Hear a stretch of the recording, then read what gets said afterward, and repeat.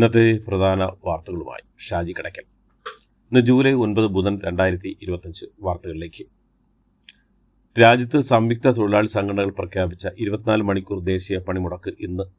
അർദ്ധരാത്രി 12 മണിക്ക് ആരംഭിച്ച ദേശീയ പണിമുടക്ക് കേരളത്തിൽ ബന്ദിന് സമാനമാകാൻ സാധ്യത. 17 ആവശ്യങ്ങൾ ഉയർത്തി 10 തൊഴിലാളി സംഘടനകളും കർഷക സംഘടനകളും സംയുക്തമായാണ് അർദ്ധരാത്രി മുതൽ രാജ്യവ്യാപകമായി പണിമുടക്ക് പ്രഖ്യാപിച്ചിരിക്കുന്നത്.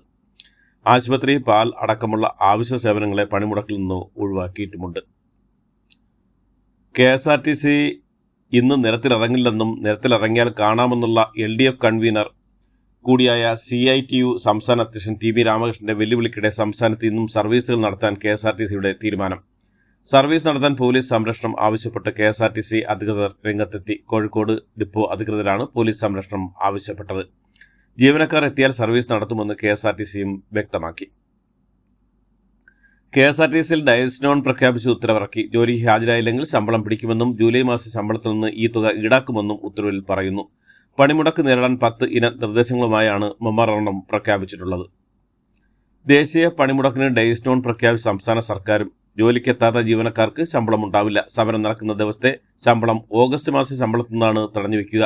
രോഗം, പരീക്ഷകൾ, പ്രസവം പോലുള്ള അത്യാവശ്യങ്ങൾക്കല്ലാതെ അവധി അനുവദിക്കില്ലെന്ന് സർക്കാർ പുറത്തിറക്കിയ സർക്കുലറിൽ വ്യക്തമാക്കുന്നു. ദേശീയ പണിമുടക്ക് പ്രമാണിച്ച് മഹാത്മാഗാന്ധി, കേരള, കാലിക്കറ്റ് സർവകലാശാലകൾ ഇന്ന് നടത്താനിരുന്ന പരീക്ഷകൾ മാറ്റിവെച്ചു. പുതുക്കിയ തീയതി പിന്നീട് അറിയിക്കുമെന്ന് അധികൃതർ അറിയിച്ചു. കേരള VCയുടെ അധിക ചുമതല ഒഴിയുന്നതിന്റെ തൊട്ടുമുന്നേ പദവിയിൽ തുടരരുത് എന്ന് കാണിച്ച് രജിസ്ട്രാർ KS അനിൽകുമാറിന് കത്ത് നൽകി വൈസ് ചാൻസലർ സിസ തോമസ്. സസ്പെൻഷനാണെന്ന് ഓർമ്മിപ്പിക്കുന്ന കത്തിൽ ഓഫീസ് ഉപയോഗിക്കുന്നതിൽ അടക്കം വിലക്കുമുണ്ട്. അതേസമയം രജിസ്ട്രാറുടെ സസ്പെൻഷൻ സിൻഡിക്കേറ്റ് റദ്ദാക്കിയത് ഇതുവരെ VC അംഗീകരിച്ചിട്ടില്ല. രജിസ്ട്രാറുടെ ചുമതല VC മിനി കാപ്പന് നൽകിയെങ്കിലും കഴിഞ്ഞ 2 ദിവസവും അനിൽകുമാർ ഓഫീസിൽ എത്തിയിരുന്നു. VCയുടെ നടപടി അനിൽകുമാറും സിൻഡിക്കേറ്റും അംഗീകരിച്ചിട്ടുമില്ല. ഇന്നു മുതൽ VC മോഹൻ കുന്നുമൽ തിരിച്ചെത്തും. സംസ്ഥാന സർവകലാശാലയുടെ കലാപഭൂമിയാക്കാൻ ഗവർണർ ആസൂത്രണമായി ശ്രമിക്കുകയാണെന്ന് പൊതുവിദ്യാഭ്യാസ മന്ത്രി V ശിവൻകുട്ടി. ഓരോ സർവകലാശാലയും തങ്ങളുടെ ശിങ്കിടികളെ തിരികെ കയറ്റി സമാധാനപരമായ അന്തരീക്ഷം തകർക്കാനാണ് ഗവർണർ ശ്രമിക്കുന്നതെന്നാണ് മന്ത്രിയുടെ ആരോപണം. സർവകലാശാല സമരത്തിൽ SFI സംസ്ഥാന സെക്രട്ടറി ഉൾപ്പെടെ 27 പേർക്കെതിരെ ജാമ്യമില്ലാ വകുപ്പ് ചുമത്തി പോലീസ്. സമരത്തിനിടെ 10,000 രൂപയുടെ നാശനഷ്ടവും 5 പോലീസ് ഉദ്യോഗസ്ഥർക്ക് പരിക്കേൽക്കുകയും ചെയ്തെന്ന് അധികൃതർ അറിയിച്ചു. സിറ്റി പോലീസ് കമ്മീഷന്റെ നിർദ്ദേശപ്രകാരമാണ് ജാമ്യമില്ലാ കുറ്റം ചുമത്തിയത്. സംസ്ഥാന സർവകലാശാല സർക്കാർ സ്പോൺസേഡ് ഗുണ്ടായിസമാണ് SFIയുടെ നേതൃത്വത്തിൽ നടത്തിയെന്ന് പ്രതിപക്ഷ നേതാവ് VD സതീശൻ. CPMന്റെ റെഡ് വോളണ്ടിയർമാരെ പോലെ SFI പ്രവർത്തകരുടെ അക്രമത്തിന് കേരള പോലീസും കൂട്ടുന്നു. CPMന് മുന്നിൽ നട്ടല് പണയം വെച്ച പോലീസ് സേനയാണ് കേരളം കണ്ടതെന്നും ജനം എല്ലാം കണ്ടുകൊണ്ടിരിക്കുകയാണെന്നും മറക്കരുതെന്നും മാത്രമേ സർക്കാരിനോട് പറയാനുള്ളൂവെന്ന് അദ്ദേഹം ഓർമ്മിപ്പിച്ചു. വിദ്യാഭ്യാസ വകുപ്പിനെതിരെ സോഷ്യൽ മീഡിയ വഴി വ്യാജപ്രചരണം നടത്തുമായി ബന്ധപ്പെട്ട് DGPക്ക് പരാതി നൽകി പൊതുവിദ്യാഭ്യാസ വകുപ്പ് മന്ത്രി V ശിവൻകുട്ടിയുടെ ഓഫീസ്. വിദ്യാർത്ഥികൾ വെള്ളിയാഴ്ചകളിൽ മതപരമായ ചടങ്ങുകൾക്കായി സ്കൂളിന് പുറത്തു പോകുന്ന കർശനമായി നിരോധിക്കും എന്ന പേരിൽ മന്ത്രിയുടെ ഫോട്ടോ സഹിതം പോസ്റ്ററുകൾ ഫേസ്ബുക്കിൽ പ്രചരിച്ചിരുന്നു. ഇതിനെതിരെയാണ് DGPക്കെതിരെ പരാതി നൽകിയത്. സംസ്ഥാനത്ത് നിപ്പ സമ്പർക്ക പട്ടികയിൽ ആകെ 455 പേർ ഉള്ളതായി ആരോഗ്യവകുപ്പ് മന്ത്രി വീണ ജോർജ്. മലപ്പുറം ജില്ലയിൽ 192 പേരും, കോഴിക്കോട് 114 പേരും, പാലക്കാട് 176 പേരും, എറണാകുളത്ത് 2 പേരും, കണ്ണൂരിൽ ഒരാളുമാണ് സമ്പർക്ക പട്ടികയിൽ ഉള്ളത്. മലപ്പുറത്ത് 18 പേരാണ് ചികിത്സയിലുള്ളത്. ഒരാൾ ICU ചികിത്സയിലും ഉണ്ട്. മലപ്പുറം ജില്ലയിലും നിപ്പ സ്ഥിരീകരിച്ച സാഹചര്യത്തിൽ വയനാട്ടിലും ജാഗ്രത പാലിക്കണമെന്ന് ജില്ലാ medical officer doctor T Mohandas. രോഗസാധ്യത ലക്ഷണങ്ങൾ നിരീക്ഷിച്ച് റിപ്പോർട്ട് ചെയ്യാൻ എല്ലാ ആരോഗ്യ കേന്ദ്രങ്ങൾക്കും നിർദ്ദേശം നൽകിയതായി മെഡിക്കൽ ഓഫീസർ അറിയിച്ചു. യമനിൽ വധശിക്ഷയ്ക്ക് വിധിച്ച മലയാളി നഴ്സ് നിമിഷപ്രിയയുടെ ശിക്ഷ ഈ മാസം 16 നടത്തുമെന്ന് റിപ്പോർട്ടുകൾ. ജയിൽ അധികൃതർക്ക് ഇത് സംബന്ധിച്ച ഉത്തരവ് കിട്ടിയെന്നാണ് വിവരം. യമനിലെ പബ്ലിക് പ്രോസിക്യൂട്ടർ ഓഫീസിൽ നിന്നാണ് ഉത്തരവ് ലഭിച്ചത്. യമൻ പൗരനെ കൊന്ന കേസിലാണ് മലയാളിയായ നിമിഷപ്രിയ ജയിലിൽ കഴിയുന്നത്.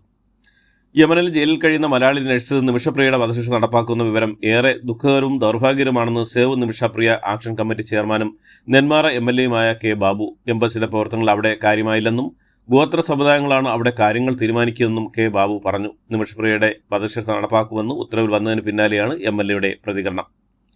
കൊച്ചി അമ്പലമേട്ടിലെ കൊച്ചിൻ റിഫൈനറി പ്രദേശത്ത് തീപിടുത്തം. ഭാരത് പെട്രോളിയത്തിന്റെ BPCL ഹൈ ടെൻഷൻ ലൈനിലാണ് പൊട്ടിത്തെറി ഉണ്ടായത്. അപകടത്തിന് പിന്നാലെ പ്രദേശത്താകെ പുകയും ദുർഗന്ധവും ഉയർന്ന് റിഫൈനറിക്ക് മുന്നിൽ നാട്ടുകാർ പ്രതിഷേധവുമായി രംഗത്തെത്തുകയും റോഡ് ഉപരോധിക്കുകയും ചെയ്തു. തീപിടുത്തത്തെ തുടർന്നുണ്ടായ പുക ശ്വസിച്ച് കുഴഞ്ഞു വീണ 5 ജീവനക്കാരെ ആശുപത്രിയിൽ പ്രവേശിപ്പിച്ചു.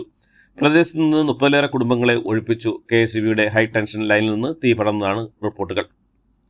ഹിന്ദു പിതൃജാവകാശത്തിൽ നിർണായക ഉത്തരവുമായി ഹൈക്കോടതി. ഹിന്ദു കുടുംബങ്ങളിലെ പൂർവിക സ്വത്തിൽ കേരളത്തിലും പെൺമക്കൾക്ക് തുല്യാവകാശം ഉറപ്പിച്ച സിംഗിൾ ബെഞ്ച് ജസ്റ്റിസ് ഈശ്വരനാണ് സുപ്രധാന ഉത്തരവിറക്കിയത്. 2004 ഡിസംബറിന് 20 ശേഷം മരിച്ചവരുടെ സ്വത്തുക്കൾ പെൺമക്കൾക്കും തുല്യ അവകാശമുണ്ട്. 1975 കേരള കൂട്ടുകുടുംബ വ്യവസ്ഥ നിലനിർത്താൻ നിയമം നിലനിൽക്കില്ലെന്നും കോടതി പറഞ്ഞു. പാകിസ്ഥാന് വേണ്ടി ചാരവൃത്തി നടത്തിയ കേസിൽ അറസ്റ്റിലായ യൂട്യൂബർ ജ്യോതി മൽഹോത്രയ്ക്കൊപ്പമുള്ള കേരള BJP നേതാക്കളുടെ വീഡിയോ പുറത്തു വന്നതിന് പിന്നാലെ BJP നേതാക്കൾക്കെതിരെ ആരോപണവുമായി സന്ദീപ് വാര്യർ. വന്ദേഭാരത് ട്രെയിനിന്റെ ഉദ്ഘാടന യാത്രയ്ക്കുള്ള പാസുകൾ BJP ഓഫീസിൽ നിന്നാണ് നേരിട്ട് വിതരണം ചെയ്തതെന്നും പാകിസ്ഥാൻ ചാരയായ ജ്യോതി മൽഹോത്രയ്ക്ക് BJP ഓഫീസിൽ നിന്ന് ആരാണ് വന്ദേഭാരത് പാസ് നൽകിയതെന്നും അന്നത്തെ സംസ്ഥാന പ്രസിഡന്റ് വെളിപ്പെടുത്തണമെന്നും സന്ദീപ് വാര്യർ ആവശ്യപ്പെട്ടു. വ്ളോഗർ ജ്യോതി മൽഹോത്ര വിവാദവുമായി ബന്ധപ്പെട്ട് പ്രതികരണവുമായി BJP നേതാവ് V. മുരളീധരൻ. ഇത് പുതിയ വാർത്തയല്ലെന്നും കഴിഞ്ഞ മെയ് മാസത്തിൽ തന്നെ മലയാള മാധ്യമങ്ങളിലെല്ലാം ഈ സംഭവം വന്നിട്ടുള്ളതാണെന്നും V. മുരളീധരൻ പ്രതികരിച്ചു. സംസ്ഥാന ജലഗതാഗത വകുപ്പിന്റെ ബജറ്റ് ടൂറിസം പദ്ധതിയുടെ ഭാഗമായി ഗൾഫ് രാജ്യങ്ങളിലെ ഡെസർട്ട് സഫാരിക്ക് സമാനമായ കുട്ടനാട് സഫാരി ആരംഭിക്കാൻ ഒരുങ്ങുന്നു. ഇതിന്റെ മുന്നോടിയായി ഗതാഗത വകുപ്പ് മന്ത്രി KB ഗണേഷ് കുമാർ മുഹമ്മ ഗ്രാമപഞ്ചായത്തിലെ പാതിരാമണൽ ദ്വീപ് സന്ദർശിച്ചു. കുട്ടനാടിന്റെ മുഴുവൻ സൗന്ദര്യവും ഒറ്റ ബോട്ട് യാത്രയിൽ ആസ്വദിക്കാൻ കഴിയുന്ന തരത്തിലായിരിക്കും ഈ പദ്ധതി നടപ്പിലാക്കുകയെന്ന് മന്ത്രി അറിയിച്ചു. രക്തദാന രംഗത്ത് വർദ്ധിച്ചു വരുന്ന തട്ടുകൾക്കെതിരെ പൊതുജനങ്ങളിൽ ജാഗ്രത പാലിക്കണമെന്ന് കേരള പോലീസ് മുന്നറിയിപ്പ് നൽകി. രക്തം ദാനം ചെയ്യാൻ ആളുകളെ എത്തിക്കാമെന്ന് വ്യാജ വാഗ്ദാനം നൽകി രക്തം ആവശ്യമുള്ളവരിൽ നിന്ന് വലിയ തുക മുൻകൂറായി വാങ്ങി കബളിപ്പിച്ച് നൽകുന്നതാണ് സംഘങ്ങളുടെ പ്രധാന രീതിയെന്ന് പോലീസ് അറിയിച്ചു. മുന്നണി മാറ്റത്തെക്കുറിച്ചുള്ള വാർത്തകളെ തള്ളുന്നുവെന്ന് കേരള കോൺഗ്രസ് നേതാവ് ജോസ് കെ മാണി.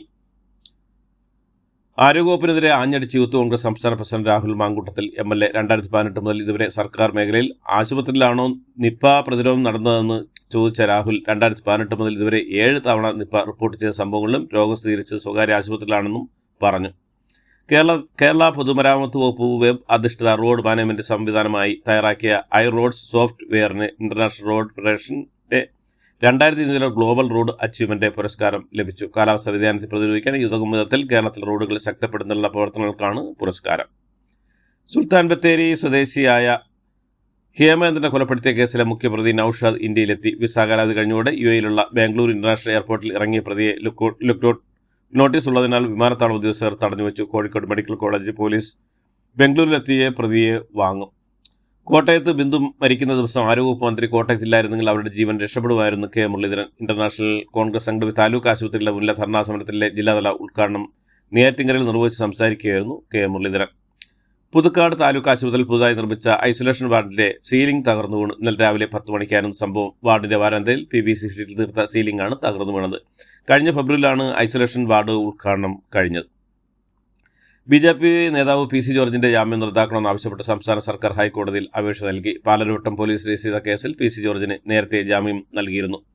സംസ്ഥാനത്തെ സ്കൂൾ സമയമരത്തിൽ പ്രത്യക്ഷ സമരത്തിലേക്ക് കടക്കുന്നുവെന്ന് സമസ്ത സർക്കാരിന് നൽകിയ പരാതി പരിഗണിക്കാത്തതിനെ തുടർന്നാണ് സമരത്തിലേക്ക് കടക്കുന്നത് സമസ്ത കേരള മദ്രാസ് മാനേജ്മെന്റ് അസോസിയേഷൻ സംസ്ഥാന കമ്മിറ്റി വാർത്താക്കുറിപ്പിലൂടെ അറിയിച്ചു. കേരള ബാങ്കിന്റെ ജപ്തി ഭീഷണി മൂലം എറണാകുളം കർമ്മശ്ശേരിയിൽ 40-കാരൻ ജീവനൊടുക്കി. പഴൂർ വീട്ടിൽ മധുമോഹനെയാണ് വീട്ടിനുള്ളിൽ തൂങ്ങി മരിച്ച നിലയിൽ കണ്ടെത്തിയത്. 37 ലക്ഷത്തിന്റെ ലോൺ കുടിശ്ശികയാണ് മധുവിനുണ്ടായിരുന്നത്. ഇന്നലെ വീട്ടിൽ ബാങ്ക് ജപ്തി നോട്ടീസ് പതിപ്പിച്ചിരുന്നു. ഡ്രൈവിംഗ് ജോലി ചെയ്യുന്ന മോഹന് ഭാര്യയും 2 പെൺകുട്ടികളുമുണ്ട്. കോന്നി പയ്യനാമലിലെ പാറമടിച്ചിൽ ഹിറ്റാച്ചിക്ക് മുകളിലേക്ക് പറയിടിഞ്ഞുകൊണ്ടായ അപകടത്തിൽ കുടുങ്ങിയ ഹിറ്റാച്ചി ഓപ്പറേറ്റർ അജയുടെ മൃതദേഹം കണ്ടെത്തി. പാറകൾക്കിടയിൽ ഹിറ്റാച്ചിയുടെ ക്യാബിലാണ് മൃതദേഹം കണ്ടെത്തിയത്. നിലവിൽ മൃതദേഹം പുറത്തെടുത്തു. തകർന്നു കിടക്കുന്ന ക്യാബിന്റെ ഉള്ളിലായിരുന്നു മൃതദേഹം. ഇവിടേക്ക് വടം കട്ടിയിറങ്ങിയാണ് മൃതദേഹം പുറത്തെത്തിച്ചത്. Thiruvananthapuram Vazhuthacaud cotton hill school സമയത്തെ കേരള കഫേ ഹോട്ടൽ ഉടമ ജസ്റ്റിൻ രാജിനെ ഇടപ്പഴഞ്ഞിലെ വീടിനോട് ചേർന്ന പുരയിടത്തിൽ മരിച്ച നിലയിൽ കണ്ടെത്തി. സംഭവത്തിൽ ഇയാളുടെ വീട്ടിൽ താമസിച്ചിരുന്ന കടയിലെ ജീവനക്കാരനായ വിഴിഞ്ഞം സ്വദേശി രാജേഷ്, നേപ്പാൾ സ്വദേശി ഡേവിഡ് എന്നിവരെ പോലീസ് പിടികൂടി. പ്രതികളെ പിടികൂടാൻ പോയ പോലീസിനെ പ്രതികൾ ആക്രമിക്കുകയും ആക്രമണത്തിൽ 4 പോലീസുകാർക്ക് പരിക്കേൽക്കുകയും ചെയ്തു.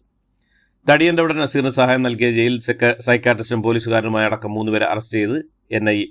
തടിയന്റെ അവിടെ നസീറിനെ ജയിലിലേക്ക് ഫോൺ ഒളിച്ചു കടത്തി എത്തിച്ചു നൽകിയതിനാണ് പരപ്പന അഗ്രഹാര ജയിലിലെ സൈക്കാട്രിസ്റ്റായ ഡോക്ടർ നാഗരാജിനെ പോലീസ് അറസ്റ്റ് ചെയ്തത്. ഇതോടുകൂടി ഇന്നത്തെ വാർത്തകൾ അവസാനിക്കുന്നു. എല്ലാവർക്കും നന്ദി, നമസ്കാരം.